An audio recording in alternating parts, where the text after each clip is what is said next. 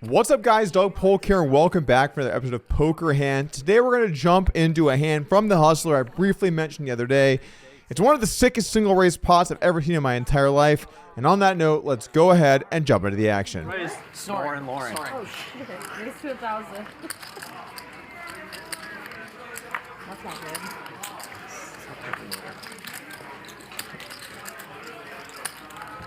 How much? All right, Wesley with the red blade. That better not stick. Our hand begins at 100, 200 with a $200 ante and a $400 straddle.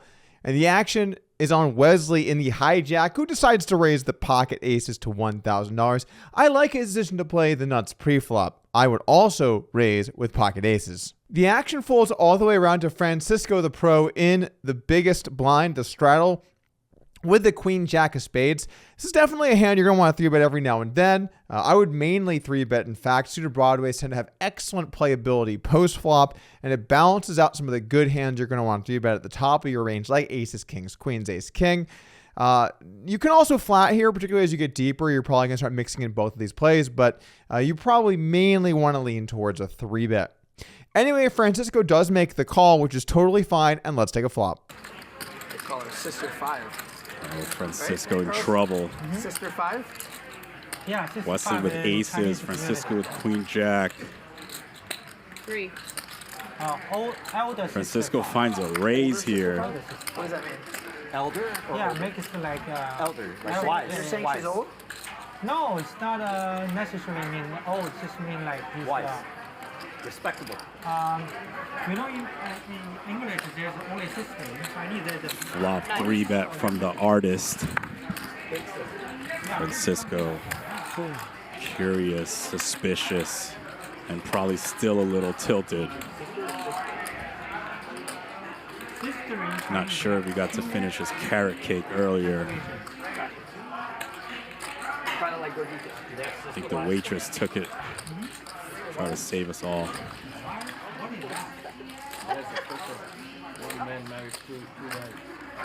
Both sisters? How much? 9? 9 No, total. there's no such. Yeah, but there's men that marry 2 women, right? 2 wives. Yeah, but one's It's in not the US and one's over there. What's your stance on polygamy? Check blind. The flop comes queen 7-3 rainbow. Francisco checks over to Wesley, who decides to bet $1,000, roughly something like 40-ish% pot. I usually bet more like 1/3 in these spots. I bet slightly smaller with an $800 bet, but I'm not going to nitpick too hard between those similar sizes. This is definitely a hand you want to bet once in a blue moon. You go for the trap and check back. Aces does like to play a little slow in some spots and trap people. But on a board like this that's this dry against a straddle call, you really want to be betting most parts of your range. In fact, you could probably bet your entire range and you would be doing just about fine. Anyway, facing this bet, Francisco really should lean towards a call. It is a 40-ish% pot bet here. In fact, exactly 40% pot on the flop. Top pair, usually not a hand you want to raise. When you face a very small bet, every now and then your good top pairs will raise, and Francisco should be able to have ace, queen off, king, queen off here. I lean towards those hands, maybe a queen with a backdoor flush draw, maybe some hands like some straight draw, some 6-5 suited, maybe a 9-8 of diamonds every now and again. And given that they're quite deep, I'd probably mix in hands like ace-5 of hearts. I'll also note you're definitely going to be check raising your sets and your 2 pairs, so those are just about all the hands you'd want to be looking to check raise here on the flop. With top pair of you check raise and your opponent continues, it's unclear exactly where you're at, and your hand's not going to have very many runouts you can really believe in with the queen jack of spades. That said, this hand is close, and you can check raise it every now and again. This is where the hand gets a little bit crazy to me. When you're facing a check raise with aces, typically speaking, you're going to go ahead and just call. The reason is if your opponent is bluffing, you want to keep them in there. They can't hit any pairs that will have you beat if they're bluffing. And if they have a draw, they have some outs. But on this board, really the only kinds of draws they can have are gutters, and we're not all that worried about that. I would not mind bet 3-betting this flop, but usually you'll see hands more like ace queen or kings or pocket threes. Those hands will lean a little more towards fast playing, and then you can work in some bluffs with some similar hands to what Francisco could have in the big blind, some gutters, some backdoor nut flush draws, all that kind of jazz. I just said jazz. How old am I? Anyway, Wesley's got other ideas. He feels like he's good. I did watch a bit of this session, and Francisco had been playing a lot of big pots, playing a little bit aggressively on the stream today. So maybe he thinks that Francisco's just getting out of line a little bit, and he does make it $9,000 to go. Back over to Francisco. This is one of the reasons why this hand we don't love check raising. We're not super thrilled now facing this action. However, if you check raise top pair and you get 3-bet, you're basically always going to have to call. If your opponent's bluffing you're ahead, you can improve the 2-pair to beat a hand like aces. There are just too many ways that this could go right for you, even though you're out of position and you have a somewhat face-up kind of hand. Francisco realizes this. He makes the correct call, and let's take a turn. That makes the board look even more draw-heavy. Francisco will continue to be suspicious, very likely. However, he has 12% equity against the artist, formerly known as Wesley.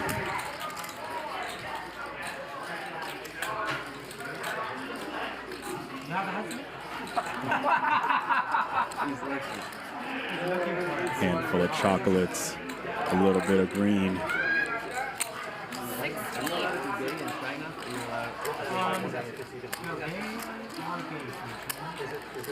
It could be open or that's alright. What happens if Just has a look like he's a non-believer. It's not illegal, it's just not acceptable. There's no way that two men can marry. No way. It's not legal. It's not legal. I know it's legal in here or in Some states. neither.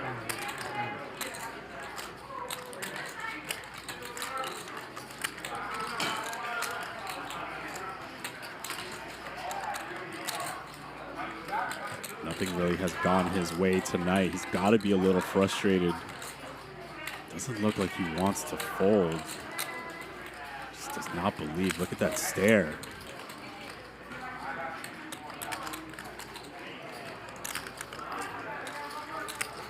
Oh no. Oh no. Oh God.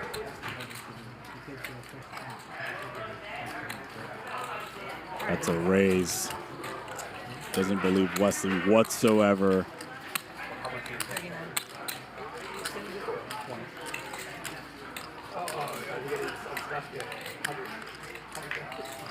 How much do you have? Nobody knows because the stat is Can you count? pretty clear. I will count. 32,000. Just went ahead. This might be the Give me a end of minute. Francisco for the evening. It's He's okay, certainly it's on okay. the We ropes. have time. We have time. Can we ask for an estimate? Yes, time we have.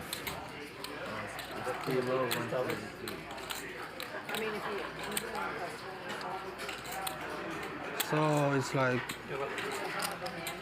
110. this is 50, 65.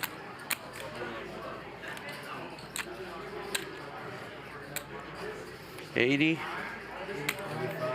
95, 97, Like this. 97 plus the 110. Make it a 110.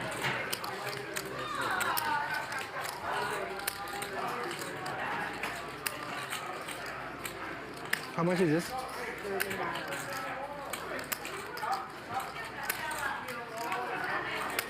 Francisco on the ropes here. Is this the end of Francisco's evening? Or can he find help from Lauren on this river? 100K in the middle, 110 back. The turn comes to the 9 of clubs, creating a backdoor flush draw. And I just have to say, guys, if you like this content, hit the like button and subscribe to the channel. Turn on notifications. Don't miss our videos. We got so many coming at you. I don't even know how many days in a row it's been. And don't miss out on what we've got coming up in the near future. Anyway, back to the hand. Turn comes the 9 of clubs. This is a card that is a brick for both players. Wesley shouldn't really have a hand with a 9 in it. None of them really make sense. Francisco also shouldn't really have a hand with a 9 in it. So this is basically a totally neutral turn. The players can continue sort of as if this is just a brick. There are some changes in the draw front, though. Both players can have club hands. Now clubs are going to be preferred hands to be able to bluff it on the turn. And both players could maybe, if they got a little spicy, have some kind of straight draw. For example, if they 3-bet the flop, if Wesley 3-bet the flop with Jack 10 of diamonds, or if Francisco had check raised and called it. Francisco can't really have the straight draws too often when he calls 3-bet. But regardless, the main thing happening on the turn is the existence of this flush draw. Francisco checks over to Wesley, and now Wesley has to decide what size to bet. Typically speaking, when you 3-bet a flop, it ends up being similar to when you c-bet a flop. If you bet a turn, you usually go for a very big size. In this situation, you're typically going to use something like $30,000 into $20,000. I know that sounds like a ridiculously huge bet, but when Wesley 3-bets the flop, he's really saying, hey, I've either got an overpair or a set or better. I can't really have 2 pairs pre-flop, so I'm going to charge you, and I'm going to work in some bluffs with some hands like clubs, or if he did 3-bet the flop with like a king, jack of diamonds kind of hand. Anyway, Wesley decides just to go for about 80% pot, which is also reasonable, and the action go back over to Francisco. Here with queen, jack, we're in a really tough spot, and when it gets really tough, I like to pull up my good friend, the computers, to tell us exactly what to do. With this size, you can see that if you do bet here in Wesley's shoes, you're mainly betting with hands like aces, kings, queens. I'm going to show the weight of some of these hands so it isn't confusing. You mainly have hands like sets, threes, sevens, and queens all like this line. You do occasionally have kings and aces. You're always going to bet kings on the turn if you 3-bet the flop. And your bluffs are going to be hands like ace 3 suited, which blocks sets, makes sense. Ace 7 suited, which blocks sets, which makes sense. And then a few of those kinds of hands I already mentioned, the sort of suited Broadway hands, especially the ones with clubs. The way typically this plays is if you bet the turn here with like king, jack of clubs, you're usually going to give up the river because you block draws that will just give up the river. And if you do bet the turn with a hand like king, jack of spades, you're mainly going to bluff, although I imagine at this depth you're going to prefer to bluff when you do have either ace 3 or ace 7 and you block those pairs. Some of the gutters get into the action too. You can see 6-5 and 5-4 getting in there. And 7-6 suited also likes to go ahead and barrel the turn if you bet 3-bet. So if you bet 3-bet those pairs, you're definitely going to be looking to bet the turn. Your give-ups are going to be hands like the queen X. You bet 3-bet the flop to check turn. Some of your jack 10s actually check. I know that seems kind of weird, right? You're checking jack 10, but you're betting king jack. The reason is if you bet jack 10, you get check raised. It's a disaster. You're more okay getting check raised if you just have the gutter. Okay. Anyways, he is supposed to bet here a lot, and aces does mainly bet, so that was a correct decision from Wesley. I do want to note the way this spot plays. If you do not have the ace of clubs, you basically always bet. So this is a very sharp, good bet from Wesley. If he had aces with a club, he could look to trap and play some rivers. Over to Francisco now with queen, jack of spades. This is a very close spot with queen, jack. The solver would mainly fold. It doesn't like having spades because there is no spade on the flop, and you want to be bet 3-betting as a bluff when you have backdoor flush draws. We're getting very complicated now, but basically the spades are not good cards to continue with. You do sometimes call, but you basically never raise this hand. If you check raise the turn, you need to have either a 2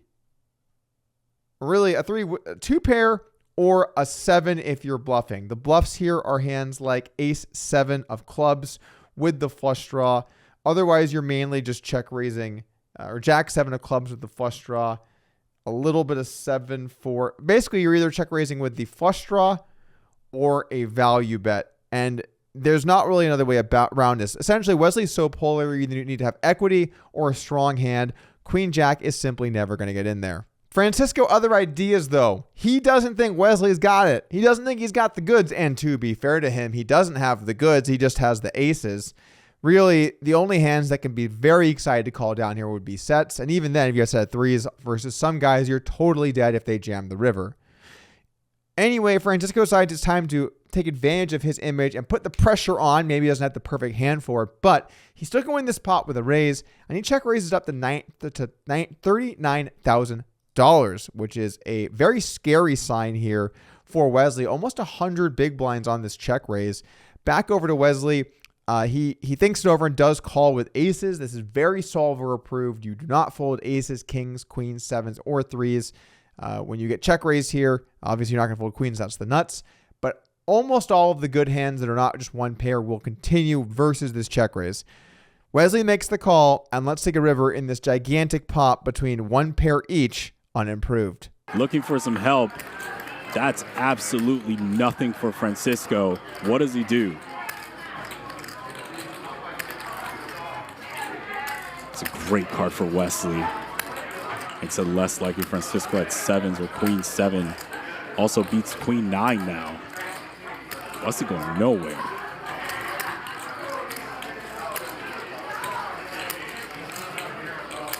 Heart is pumping. You see it in his neck.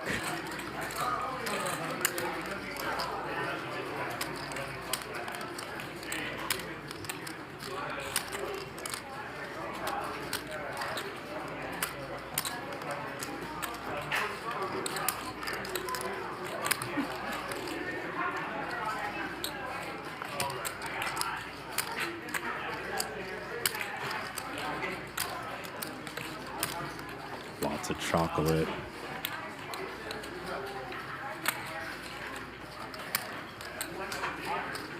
Look at his neck just beating out of control. Certainly a massive moment for Francisco here.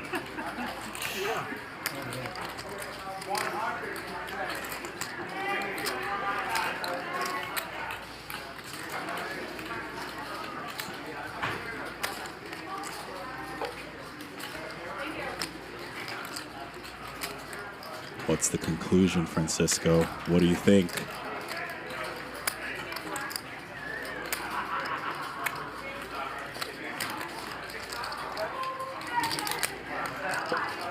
All in. The river is a very strange 7 pairing the board. The reason this is strange is neither player really has boats that much anymore. 7s is only one combo for each player. And a lot of the times if you check raise the turn and you were bluffing, you would try to have a 7. So in this situation, it's just pocket queens or pocket 3s that are boats. And really, Francisco, the pro, should be 3-betting his queens pre-flop mainly. So very thin value range to represent here. However, in theory, if you check raise this turn with a 7, now you have trips. So there are a good number of hands that Francisco can represent here with 7x of clubs or boats. And if he jams, he might be able to get his opponent off a hand like aces or kings. So he decides it's time to go, and he rips it in here with the queen jack, which is fucking insane.